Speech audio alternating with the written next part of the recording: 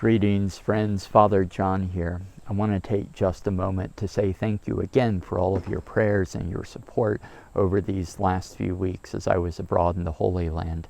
It was so good to be back with you on Sunday, and I'm looking forward to being with you again this Sunday as well. And as I've been reading and reflecting on our gospel lesson from St. Luke chapter 12, I was put in mind of the river here.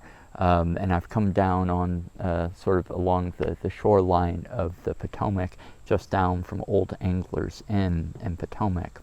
And I was put in mind of this particular spot because of that lesson and the teaching that we hear from Jesus. You see, the river, while it seems quite calm here, is actually very swift. The undertow is extreme. You see warning signs up along the path not to get in the water. But there are those folks who will get out in their kayaks and paddle around here. They even go up a little bit further, just around the bend at the sort of far end of the shot, up to Great Falls, and they'll traverse the falls there in their boats as well.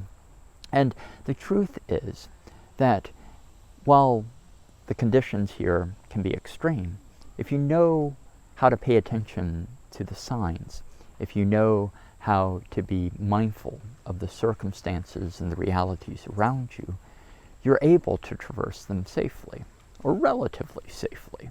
You're able to get out and be present to the world around you, but in a way that's mindful and considerate and aware of the circumstances. And that's kind of what Jesus is getting at in our gospel lesson this week, because he talks about paying attention to natural signs like kayakers have to pay attention to here along the river. But he says, if you can pay attention to those signs, how is it that you cannot pay attention, or yet you don't pay attention to the supernatural signs, the signs of faith that are all around us?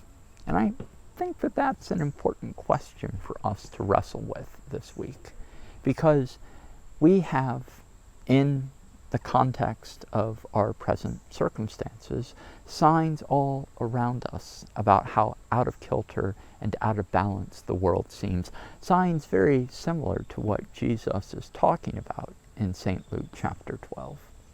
And we have to ask ourselves, what do those signs mean? And how do they impact us? How do they transform and change us? And what do they call out of us? And that's something that I'll be talking about in my sermon this week.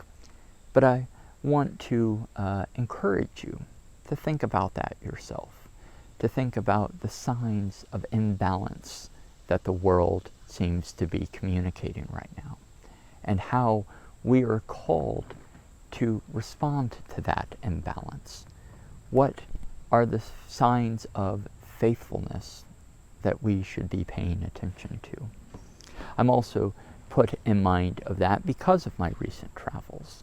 You know, I think it's the reality for us that most often, if not always, what we hear about the Holy Land and about the whole of the Middle East region is more or less just violence, suffering, pain, sorrow.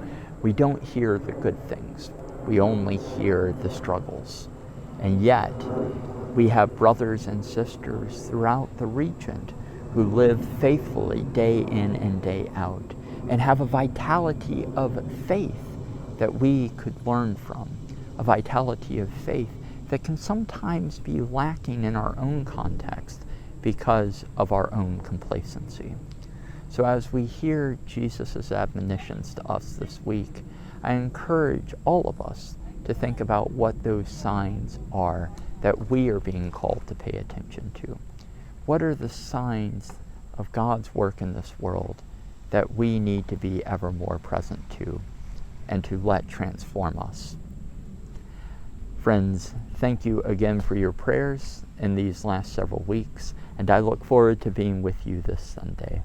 As always, my blessings and good wishes to you this day and always.